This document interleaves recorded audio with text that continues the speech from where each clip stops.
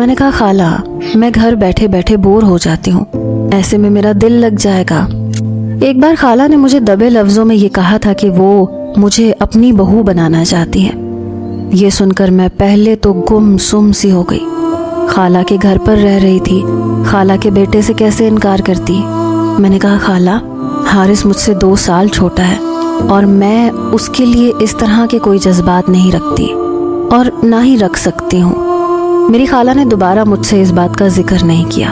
البتہ حارث مجھے ضرور گھور گھور کر دیکھنے لگا. انہی دنوں میری ملاقات یاسر سے ہوئی. جس اسکول میں پڑھاتی تھی وہ بھی اسی اسکول کا ٹیچر تھا. کافی اچھے مزاج کا تھا, عورت کی عزت کرنا جانتا تھا, بڑی تمیز سے بات کرتا تھا.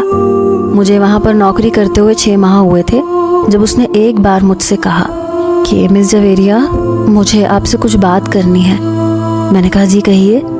کہنے لگا آپ مجھے اچھی لگتی ہیں, اگر آپ کو اعتراض نہ ہو تو کیا میں اپنی بہن اور والدہ کو آپ کے رشتے کے لیے آپ کے گھر بھیج سکتا ہوں. میں یہ تو نہیں کہتی کہ مجھے یاسر سے محبت تھی, لیکن مجھے وہ برا نہیں لگتا تھا, اچھا تمیزدار تھا. پھر شادی تو مجھے کرنی ہی تھی. میں نے اسے اپنے بارے میں سب کچھ سچ بتا دیا کہ میرے والدین حیات نہیں ہیں. ددیال والوں نے میری ہر چیز پر قبضہ کر کے مجھے بے دخل کر دیا ہے, اس لیے میں خالہ کے گھر رہتی ہوں. وہ چاہے تو میری خالہ سے میرا رشتہ مانگ سکتا ہے. اسے اس بات پر کوئی اعتراض نہ تھا. جب میں گھر گئی تو میں نے خالہ سے یاسر کا ذکر کر دیا. وہ چپ سی ہو گئی. اس وقت حارث بھی وہیں موجود تھا. میرے منہ سے یہ سب سن کر بڑی تیکھی نظروں سے مجھے نواز رہا تھا, لیکن مجھے پرواہ نہیں تھی.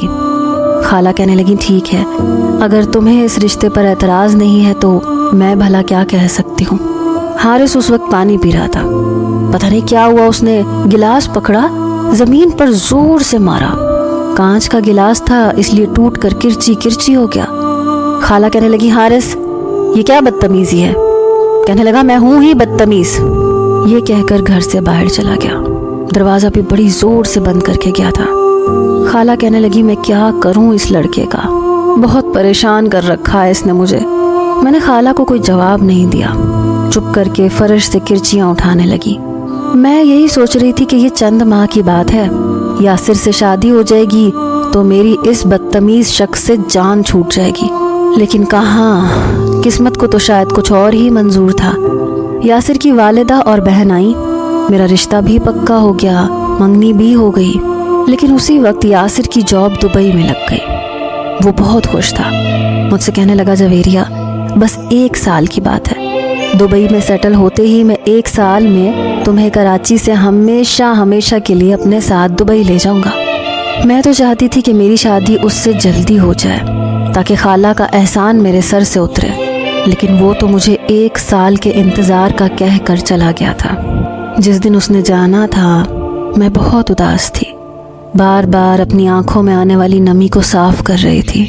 پہلی بار اس نے میرا ہاتھ پکڑ کر کہا تھا فکر مت کرو, بس 1 سال ہے, اور یقین جانو یہ 1 سال میرے لیے بھی کاٹنا بہت مشکل ہے.